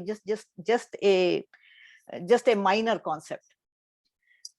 ਸ਼ੌਕ ਦਾ ਦੀਵਾ ਬਾਲ ਅੰਧੇਰੇ, ਇਹ ਜਿਹੜੀ ਚੀਜ਼ ਹੈਗੀ ਹੈ ਇਹ ਗਵਾਚੀ ਲੱਭੀ ਚੀਜ਼ ਖੜਾਤੀ ਹੂ ਲੋਸਟ। ਇਹ ਜਿਹੜੀ ਖੜਾਤੀ ਤੁਸੀਂ ਕੀ ਦੱਸਿਆ ਸੀ ਡਾਕਟਰ ਸਾਹਿਬ? ਗੁਆਚੀ ਹੋਈ ਰਾਈਟ। ਸੋ ਮਤਲਬ ਕਿ ਜੋ ਤੇਰੇ ਅੰਦਰ ਹੈ ਉਹ ਇਹ ਤੇ ਬੜਾ ਕਨਸੈਪਟ ਸਿੰਪਲ ਜਿਹਾ ਹੈਗਾ ਕਿ ਵੀ ਹਾਂ ਤੇਰੇ ਅੰਦਰ ਹੈਗਾ। ਇਹ ਜਿਹੜੇ ਕਿ ਸਾਰਿਆਂ ਨੇ ਇਹ ਜਿਹੜਾ ਕਨਸੈਪਟ ਹੈਗਾ ਆ ਇਹ ਫਕੀਰੀ ਚੋਂ ਜਿਹੜੇ ਇਸ ਰਸਤੇ ਤੁਰੇ ਉਹ ਸਾਰੇ, ਜਿੱਦਾਂ ਸੂਰਦਾਸ ਨੇ ਵੀ ਕਿਹਾ, ਗੁਰੂ ਨਾਨਕ, ਸਾਰਿਆਂ ਨੇ, ਮਤਲਬ this is a common concept, ਇਹ ਸਭ ਕੁਝ ਤੁਹਾਡੇ ਅੰਦਰ ਹੀ ਹੈ। ਅੱਛਾ, ਜਿਹੜਾ ਇਹ ਹੈਗਾ ਨਾ ਮਰਨ ਥੀ ਮਰ ਰਹੇ ਅੱਗੇ ਬਾਹੂ, ਜਿਹੜਾ ਇਹ ਮਰਨ ਤੋਂ ਪਹਿਲਾਂ ਮਰਨ ਦਾ ਕਨਸੈਪਟ ਜਿਹੜਾ ਹੈਗਾ ਆ ਕਿ ਤੁਸੀਂ ਅਟੈਚਮੈਂਟਸ ਦੁਨਿਆਵੀ, ਇਹ ਮੇਰੇ ਖਿਆਲ ਸੁਲਤਾਨ ਬਾਹੂ ਦੀ ਇੱਕ ਬੜੀ ਇੰਪੋਰਟੈਂਟ ਚੀਜ਼ ਹੈਗੀ ਹੈ ਕਿ ਮਰਨ ਤੋਂ ਪਹਿਲਾਂ ਮਰਨਾ, ਕਿ ਤੁਸੀਂ ਸਾਰੀਆਂ ਦੁਨਿਆਵੀ ਅਟੈਚਮੈਂਟਸ ਤੋਂ ਆਪਣੇ ਆਪ ਨੂੰ ਫਰਕ ਕਰ ਲੈਣਾ। ਜਿਨ੍ਹਾਂ ਇਹ ਔਰ ਜਿਨ੍ਹਾਂ ਨੇ ਇਹ ਹਾਂ ਦੈਟਸ ਰਾਈਟ, ਤੇ ਉਹ ਜਿਹੜਾ ਹੈਗਾ ਆ ਇਹ ਇੱਥੇ ਦਰਸਾਇਆ ਹੈਗਾ ਇਹ ਕਨਸੈਪਟ ਕਿ ਮਰਨ ਤੋਂ ਪਹਿਲਾਂ ਮਰਨਾ, ਦੁਨਿਆਵੀ ਅਟੈਚਮੈਂਟਸ ਨਾਲ ਤੁਸੀਂ ਆਪਣੇ ਆਪ ਨੂੰ ਦੂਰ ਕਰ ਲੈਣਾ, because this is just one of the ਪੜਾਅ ਇਨ ਯੋਰ ਜਰਨੀ। ਮੈਂ ਤੇ ਹੁਣ ਥੋੜਾ ਜਿਹਾ ਹੀ ਸਮਝਿਆ ਜੀ।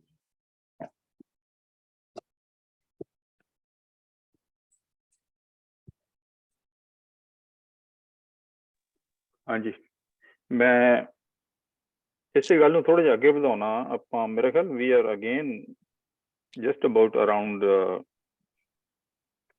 ਡਿਸਕਸ਼ਨ ਦੇ ਸੈਂਟਰ ਦੇ ਆਲੇ ਦੁਆਲੇ ਘੁੰਮ ਰਹੇ ਹਾਂ। ਮੈਨੂੰ ਵੀ ਲੱਗਦਾ ਕਿ ਇਹ ਫਕੀਰਾਂ ਨੂੰ ਜਿਹੜੇ ਇਸ ਰਸਤੇ 'ਤੇ ਲੋਕੀ ਪਏ ਨੇ ਉਹਨਾਂ ਨੂੰ ਇੱਕ ਕਿਸਮ ਦੀ ਡਾਇਰੈਕਸ਼ਨ ਦੇ ਰਹੇ ਨੇ ਕਿ ਤੇਰੇ ਤਨ ਦੇ ਵਿੱਚ ਹੀ ਸੱਚੇ ਰੱਬ ਦਾ ਘਰ ਹੈ, ਜਾਂ ਯੂਨੀਵਰਸਲ ਜਿਹੜੀ ਕੋਈ ਹਸਤੀ ਹੈ ਉਹਦਾ ਘਰ ਹੈ, ਜਾਂ ਤੂੰ ਵੀ ਉਸ ਚੀਜ਼ ਦਾ ਹਿੱਸਾ। ਤੇਰੇ ਇਹ ਫਕੀਰਾ ਤੇਰੇ ਵਿੱਚ ਹੀ ਹੈ, ਸਾਰਾ ਕੁਝ ਹੈ ਤੇਰੇ ਫਿਜ਼ੀਕਲ ਬਾਡੀ ਦੇ ਵਿੱਚ ਹੀ ਹੈਗਾ।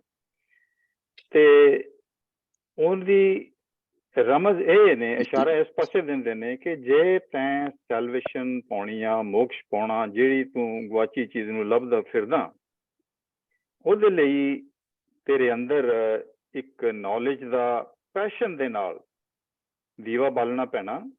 ਔਰ ਤਦੀ ਤੇਰੀ ਇਹ ਇਗਨੋਰੈਂਸ ਜਿਹੜੀ ਆ, ਗੁਆਚੀ ਚੀਜ਼ ਜਿਹੜੀ ਅੰਧੇਰਾ, ਤਦੀ ਦੂਰ ਹੋਣਾ, ਤਦੀ ਤੂੰ ਠੀਕ ਰਸਤੇ ਤੇ ਪਹੁੰਚੇਗਾ।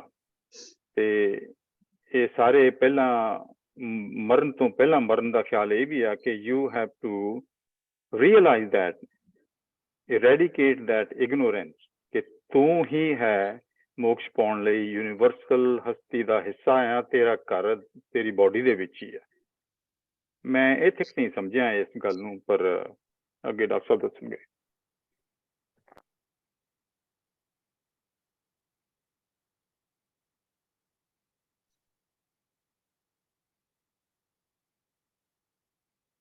जी कोई और?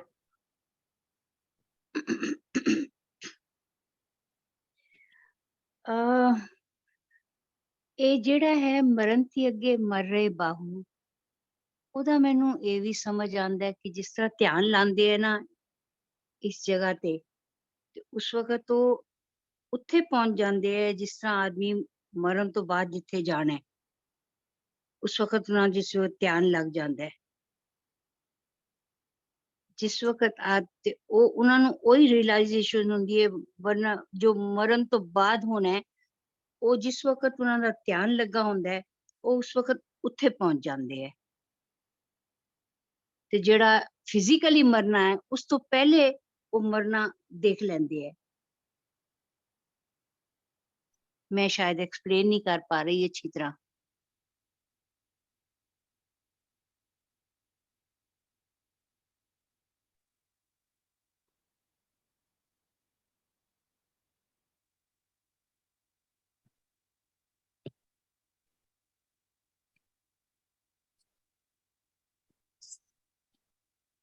जी कोई और?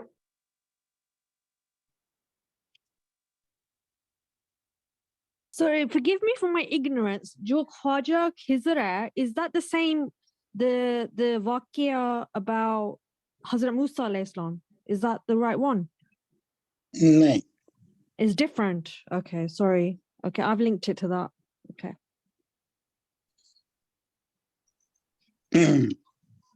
अच्छा मेरी थोड़ी जी अर्ज ये हैगी है कि ये जिहड़ी बैत है सुल्तान बाहू होरां दी ये बेसिकली बिल्कुल हूबहू तंत्रवाद दी समरी है और इससे तो इस बैत तो ही मैं ये असर्ट कीता है अपनी किताबां च कि जेड़े साडे पंजाबी दे वड्डे सूझवान ने शायर ने उन्होंने उन्हां दा सोर्स जेड़ा है वो अरबी फारसी ट्रेडिशन नहीं हैगी वो इत्थों दी लोकल ट्रेडिशन है जिन्हां विच तंत्रवाद भी हुंदा है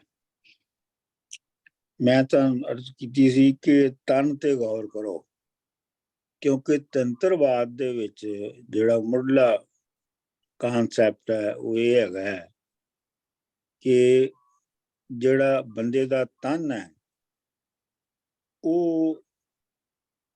पूरे यूनिवर्स दी रिफ्लैक्शन है जिवें बाकी यूनिवर्स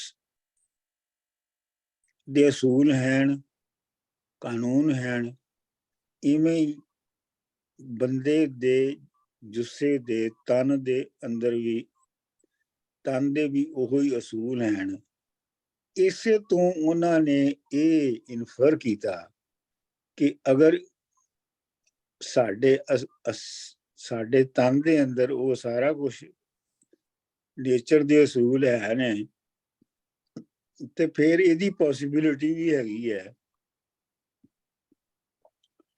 कि असीं अपने तन दियां शक्तियां अंदर दियां जगा के ते नेचर नूं असीं नेचर दे विच असीं तब्दीलियां कर सकने हैं नेचर नूं असीं अपने काबू च कर सकने हैं ये तंत्रवाद दा मुढ़ला फलसफा है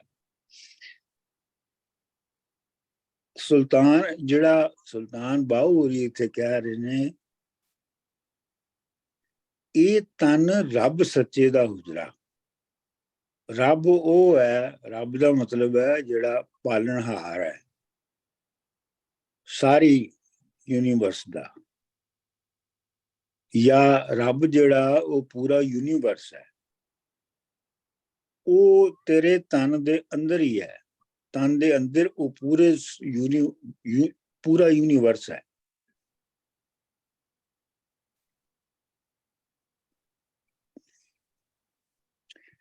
ये रब तन सच्चे दा हुजरा पा फकीरा जाती हो मतलब ये है कि तू अंदर झांक के ते वेख तू इधर उधर लभी जा रहे हैं बाहर दे जेड़े करैक्टर्स ने उन्हां दे पिछे तू दौड़ रहे हैं जिवें ये है कि ना कर मिन्नत खाज खिजर दी हुण खाज खिजर जेड़ा है इत्थे वो एक एक्सटर्नल हस्ती है जेड़ी बंदे दे तन दा हिस्सा नहीं है बल्कि वो बाहर कोई हस्ती है जेड़ी के जिहदे कोलों चीज़ां मंगियां जांदियां ने जिवें ओनू तुसी अगर होर वधाओ अगे तो ओनू भगवान भी तुसी कह सकदे हो तुसी रब भी कह सकदे हो कि जेड़ी हयाती दा पानी है वो तुसी किसी बाहरली एंटिटी तो लभदे हो ते ओ ना लभो ना कर मिन्नत खाज खिजर दी ਉਹਦੇ ਲਈ ਕਿਸੇ ਬਾਹਰਲੀ ਹਸਤੀ ਬਾਹਰਲੀ ਐਂਟੀਟੀ ਦੀ ਮਿਹਨਤ ਕਰਨ ਦੀ ਲੋੜ ਨਹੀਂ ਹੈਗੀ ਤੇਰੇ ਅੰਦਰ ਆਪ ਹਯਾਤੀ ਹੋ ਉਹ ਜਿਹੜਾ ਹਯਾਤੀ ਦਾ ਜਿਹੜਾ ਸੋਰਸ ਹੈ ਜਿਹੜਾ ਤੂੰ ਬਾਹਰੋਂ ਮੰਗ ਰਿਹਾ ਹੈ ਉਹ ਤਾਂ ਤੇਰੇ ਅੰਦਰ ਹੀ ਹੈ। ਉਹਦਾ ਮਤਲਬ ਇਹ ਹੋਇਆ ਕਿ ਜੇ ਤੁਸੀਂ ਆਪਣੇ ਆਪ ਨੂੰ ਯੂਨੀਵਰਸ ਦਾ ਮਰਕਜ਼ ਸਮਝ ਲਓ ਜਾਂ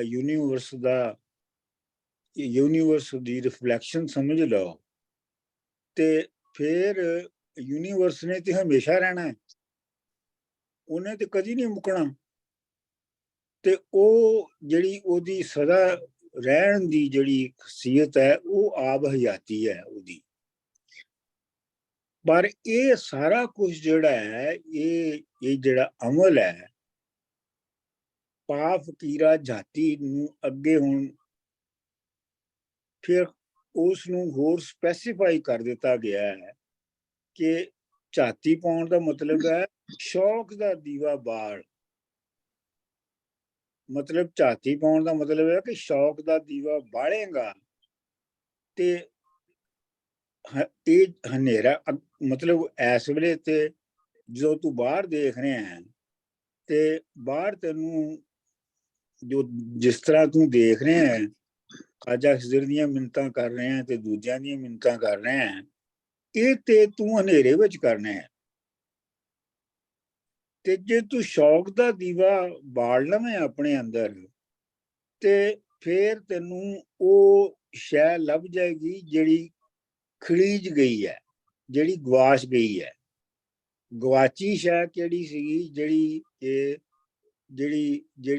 ਤੇਰੇ ਅੰਦਰ ਦੀ ਸ਼ਕਤੀ ਸੀ ਉਹਨੂੰ ਤੂੰ ਭੁੱਲ ਕੇ ਤੇ ਉਹ ਸੋਰਸਸ ਜਿਹੜੇ ਨੇ ਉਹ ਤੂੰ ਐਕਸਟਰਨਲ ਐਂਟੀਟੀਜ਼ ਦੇ ਥਰੂ ਲੱਭਦਾ ਰਿਹਾ ਹੈ। ਇਹ ਖੜੀਜਣਾ ਸੀ ਤੇਰਾ, ਇਹ ਤੇਰਾ ਗਵਾਚ ਜਾਣਾ ਸੀ। ਤੇ ਹੁਣ ਜੇ ਤੂੰ ਆਪਣਾ ਇਹ ਸਮਝ ਲਵੇਂ, ਮਹਿਸੂਸ ਕਰ ਲਵੇਂ, ਐਕਸਪੀਰੀਅੰਸ ਕਰ ਲਵੇਂ ਕਿ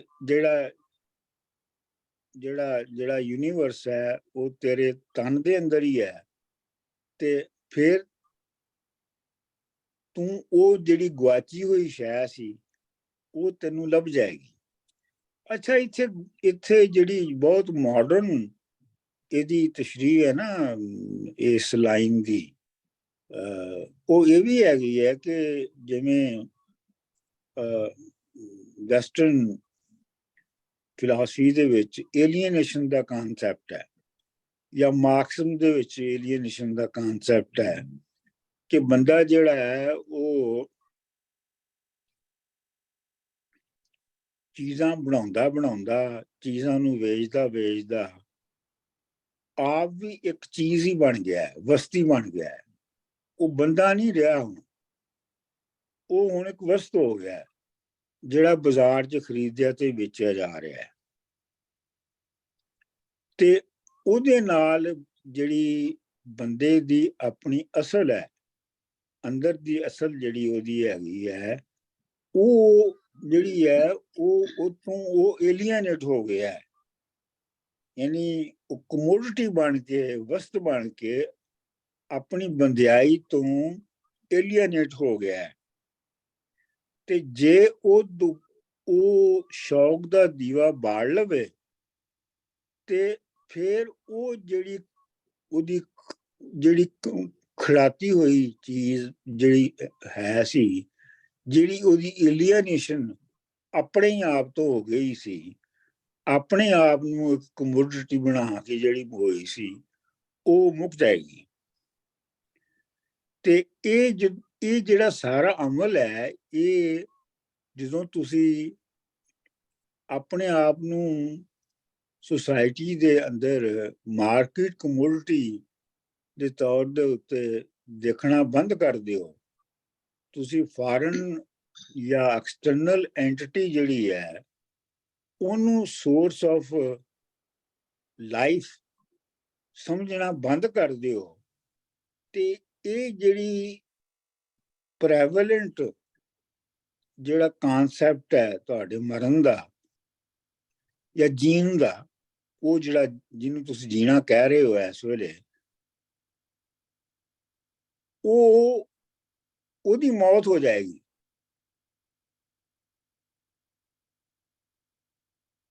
ਕਿਉਂਕਿ ਉਹਦੀ ਮੌਤ ਹੋਏਗੀ ਤੇ ਤੁਹਾਨੂੰ ਇਹ ਜਿਹੜੀ ਖੜਾਤੀ ਚੀਜ਼ ਹੈ ਲੱਭਣੀ ਹੈ।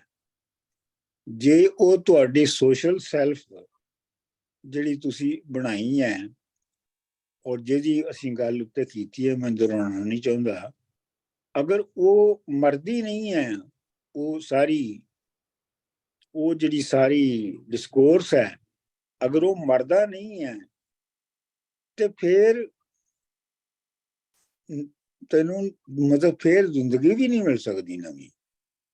ਤੇ ਮਰਨ ਥੀ ਅੱਗੇ ਮਰ ਰਹੇ ਬਾਹੂ ਕਿ ਜਿਨ੍ਹਾਂ ਨੂੰ ਇਹ ਰਮਜ਼, ਪਹਿਲੀ ਰਮਜ਼ ਜਿਹੜੀ ਇਹ ਤਨ ਰੱਬ ਸੱਚੇ ਦੇ ਹੁਜਰੇ ਤੋਂ ਸ਼ੁਰੂ ਹੋਈ ਸੀ, ਇਹ ਰਮਜ਼ ਜਿਹੜੀ ਹੈ ਇਹ ਉਹਨਾਂ ਨੂੰ ਸਮਝ ਆਉਂਦੀ ਹੈ ਜਿਹੜੇ ਮਰਨ ਤੋਂ ਪਹਿਲੇ ਮਰ ਜਾਂਦੇ ਨੇ, ਜਾਂ ਮਰਨ ਤੋਂ ਪਹਿਲੇ ਮਰ ਕੇ ਹੀ ਇਹ ਜਿਹੜੀ ਰਮਜ਼ ਹੈ ਸਮਝ ਆਉਂਦੀ ਹੈ।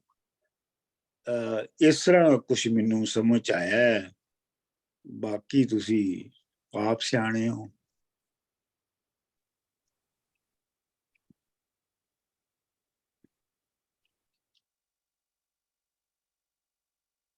So, Dr. Manzoor, can I ask you a personal question, just based on what you've just said? And Yes. kind of following what Pushpaji said about activating the third eye.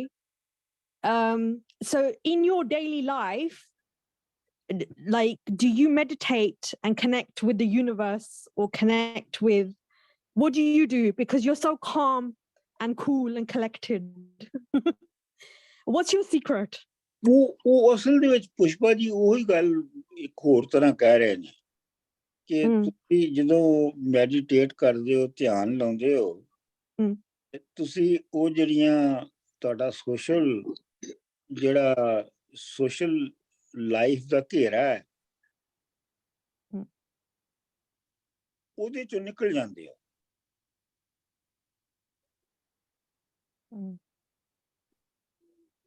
ਇਹ ਪੰਜਾਬੀ ਕਲਾਸਿਕ ਦੇ ਵਿੱਚ ਮਰਨ ਤੋਂ ਅੱਗੇ ਮਰਨਾ ਜਿਹੜਾ ਹੈ ਇਹ ਬਹੁਤ ਰਿਪੀਟਡ ਰਿਕਰੈਂਟ ਥੀਮ ਹੈਗਾ। ਹੋਰ ਵੀ ਸਾਰੇ ਸ਼ਾਇਰਾਂ ਨੇ ਇਸ ਨੂੰ ਵਰਤਿਆ ਹੈ ਤੇ ਉਹਦਾ ਮਤਲਬ ਇਹੋ ਹੀ ਹੈ ਕਿ ਜਿਹੜੀ ਤੁਹਾਡਾ ਸੋਸ਼ਲ ਬੀਇੰਗ ਹੈ, ਜਿਹਦੇ 'ਚ ਤੁਸੀਂ ਇੱਕ ਕਮੋਡਿਟੀ ਹੋ, ਉਹਨੂੰ ਮੁਕਾ ਕੇ ਹੀ ਤੁਸੀਂ ਉਹਨੂੰ ਮੁਕਾਉਣਾ ਜਿਹੜਾ ਹੈ ਉਹ ਅਸਲ 'ਚ ਮਰਨ ਤੋਂ ਪਹਿਲੇ ਮਰਨਾ ਹੈ। ਤੋ ਤੁਹਾਡੀਆਂ ਦੁਨਿਆਵੀ ਅਟੈਚਮੈਂਟਸ ਤੋਂ ਵੱਖ ਹੋਣਾ ਮਰਨ ਤੋਂ ਪਹਿਲਾਂ ਮਰਨਾ ਨਹੀਂ। ਇਟਸ ਜਸਟ ਜਿੱਦਾਂ ਮੈਂ ਕਹਿੰਦੀ ਸੀ ਕਿ ਜਸਟ ਇੱਕ ਇਹ ਵੀ ਪੜਾਅ ਹੀ ਹੈਗਾ ਹੈ। There is no such thing ਮਰਨਾ ਜੀਣਾ, it's just a journey. Attachments ਤੋਂ ਤੁਸੀਂ ਦੁਨੀਆ ਦੀਆਂ ਦੂਰ ਹੋ ਜਾਂਦੇ ਹੋ ਤੇ ਤੁਸੀਂ ਦੁਨੀਆ ਤੋਂ ਵੱਖ ਹੋ ਜਾਂਦੇ ਹੋ।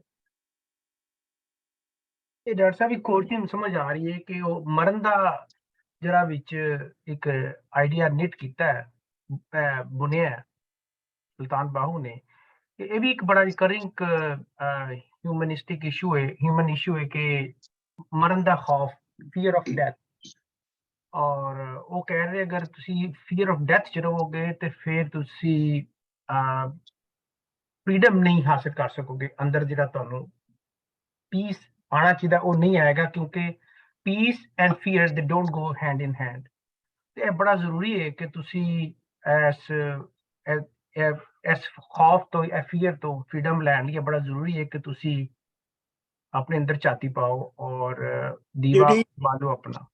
ਜਿਹੜੀ ਟੈਕਸਟ ਹੈ ਉਹ ਇਹ ਕਹਿ ਰਹੀ ਹੈ ਕਿ ਮਰਨ ਥੀ ਅੱਗੇ ਮਰ ਰਹੇ ਬਾਹੂ ਜਿਨ੍ਹਾਂ ਰਮਜ਼ ਪਛਾਤੀ ਹੋ।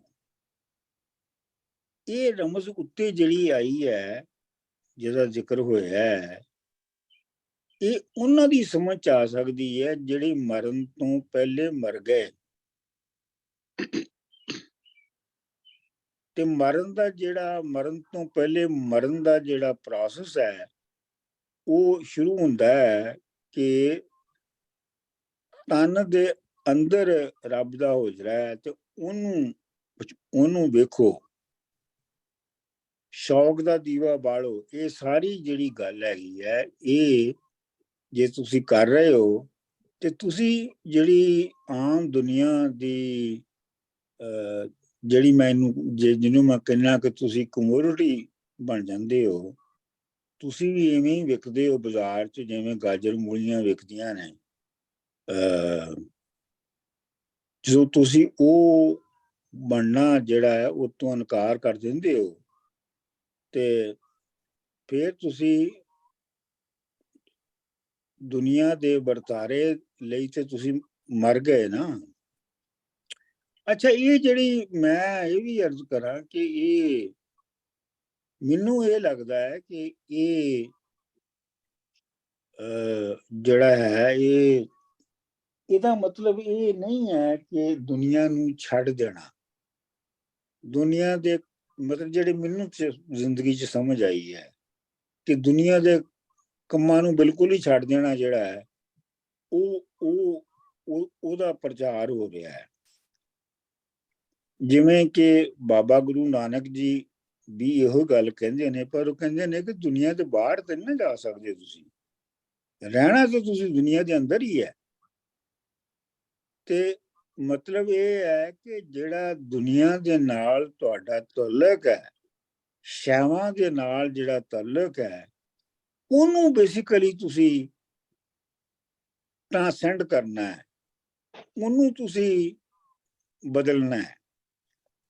ਤੁਸੀਂ ਉਹ ਇੱਕ ਮੋਚੀ ਬਣ ਕੇ, ਤੁਸੀਂ ਉਹ ਇੱਕ ਕਲਰਕ ਬਣ ਕੇ, ਤੁਸੀਂ ਉਹ ਇੱਕ ਅਫਸਰ ਬਣ ਕੇ ਵੀ ਕਰ ਸਕਦੇ ਹੋ।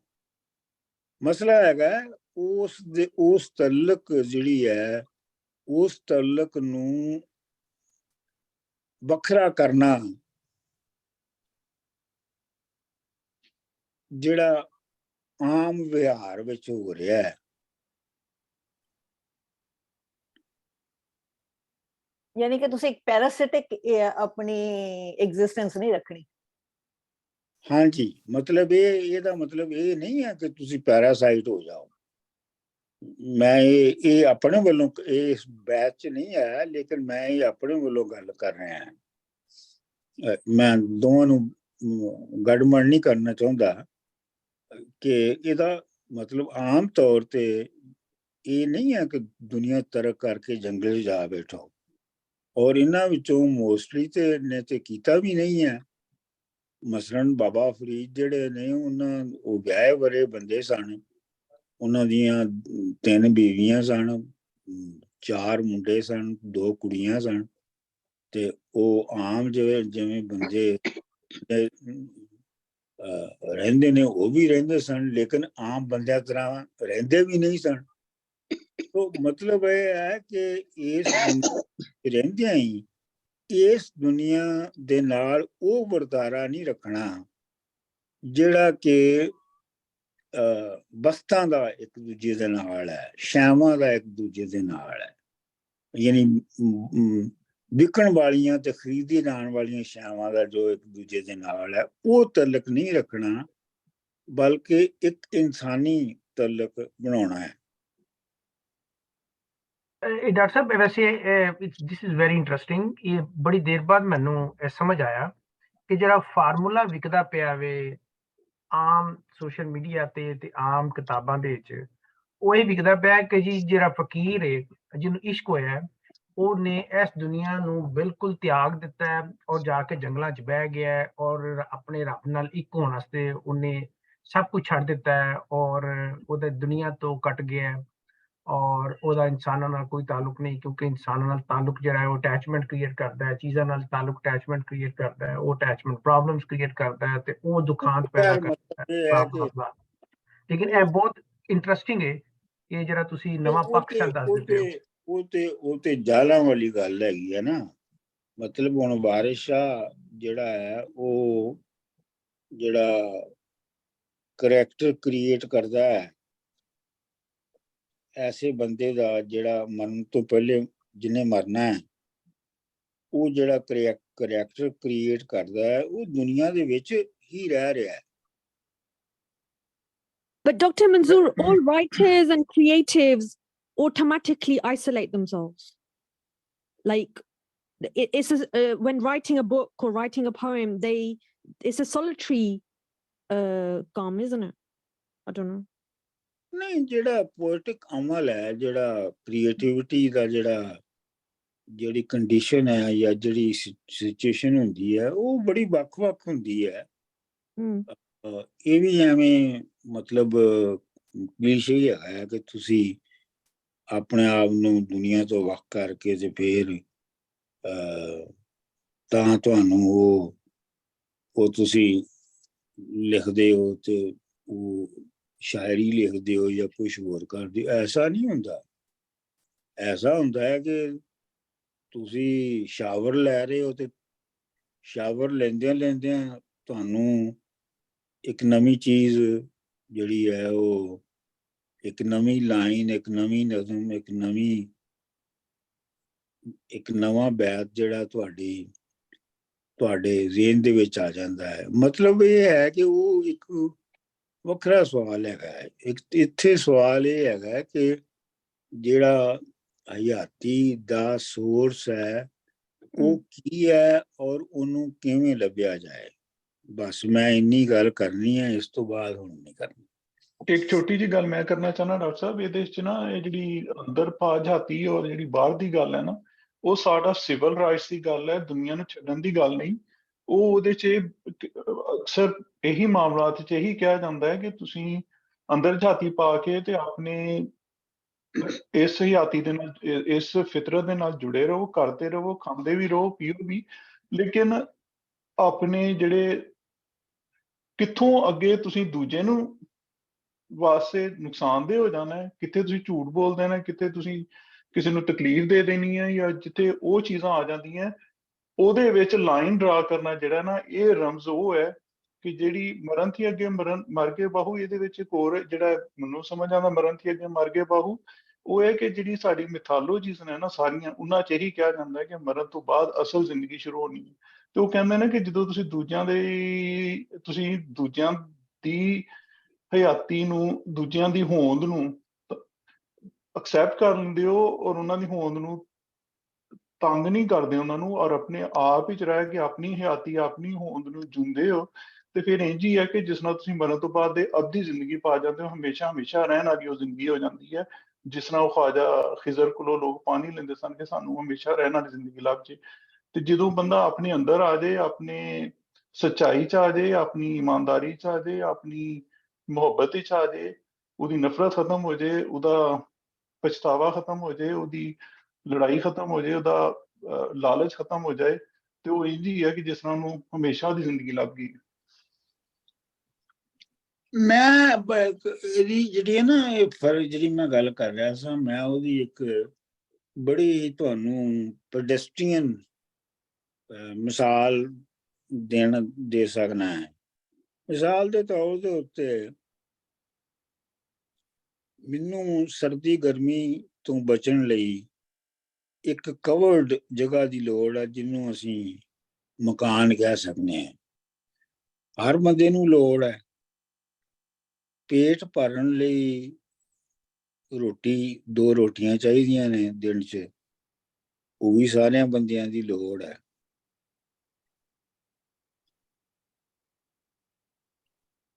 ਇੱਥੋਂ ਤੱਕ ਤੇ ਸਹੀ ਹੈ ਕਿ ਮੈਨੂੰ ਆਪਣਾ ਸਿਰ ਕੱਜਣ ਲਈ ਕੋਈ ਥਾਂ ਚਾਹੀਦੀ ਹੈ। ਇੰਨੀ ਐਫਰਟ ਤੇ ਜਿਹੜੀ ਹੈ ਉਹ ਮੈਂ ਦੁਨੀਆ ਲਈ ਕਰ ਸਕਦਾ ਹੈ। ਲੇਕਿਨ ਜੇ ਮੈਂ ਇਹ ਕਹਾਂ ਜੀ ਮੇਰਾ ਐਸਾ ਮਕਾਨ ਮੈਂ ਬਣਾਉਣਾ ਜਿਹੜਾ ਮੇਰੇ ਭਰਾ ਤੋਂ ਵੀ ਚੰਗਾ ਹੋਵੇ, ਤੇ ਮੇਰੀ ਮਾਸੀ ਦੇ ਪੁੱਤਰ ਤੋਂ ਵੀ ਚੰਗਾ ਹੋਵੇ, ਤੇ ਮੇਰੇ ਗੁਆਂਢੀਆਂ ਤੋਂ ਵੀ ਚੰਗਾ ਹੋਵੇ, ਇਹ ਜਦੋਂ ਅਸੀਂ ਉਸੇ ਹੀ ਮਕਾਨ ਨੂੰ ਮੁਕਾਬਲੇਬਾਜ਼ੀ 'ਚ ਲੈ ਆਉਂਦੇ ਹਾਂ, ਦੁਨੀਆ ਦੀ ਮੁਕਾਬਲੇਬਾਜ਼ੀ 'ਚ ਲੈ ਆਉਂਦੇ ਹਾਂ, ਤੇ ਫਿਰ ਉਹ ਇੱਕ ਕਮੋਡਿਟੀ ਬਣ ਜਾਂਦਾ ਹੈ। ਇਸੇ ਤਰ੍ਹਾਂ ਜੇ ਮੈਂ ਇੱਕ ਰੋਟੀ ਜਾਂ 2 ਰੋਟੀ ਮੇਰੀ ਲੋੜ ਹੈ ਔਰ ਮੈਂ ਖਾ ਰਿਹਾ ਹਾਂ, ਤੇ ਉਹ ਤਾਂ ਠੀਕ ਹੈ। ਲੇਕਿਨ ਇਹ ਹੈ ਕਿ ਜੇ ਮੈਂ ਆਪਣਾ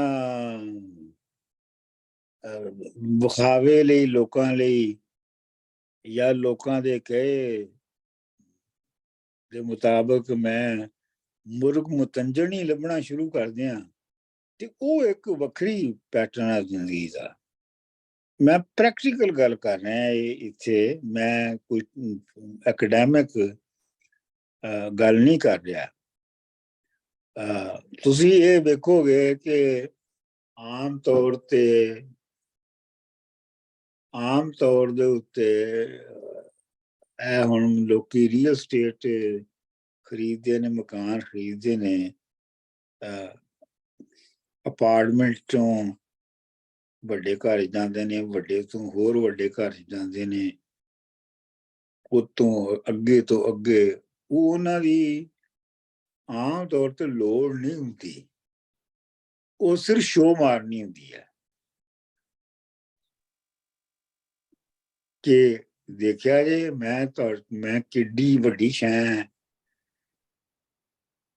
ਇਹ ਫਰਕ ਹੈਗਾ ਪ੍ਰੈਕਟੀਕਲ ਜ਼ਿੰਦਗੀ ਦੇ ਵਿੱਚ। ਇਹ ਹੋ ਰਮਜ਼ ਹੈ।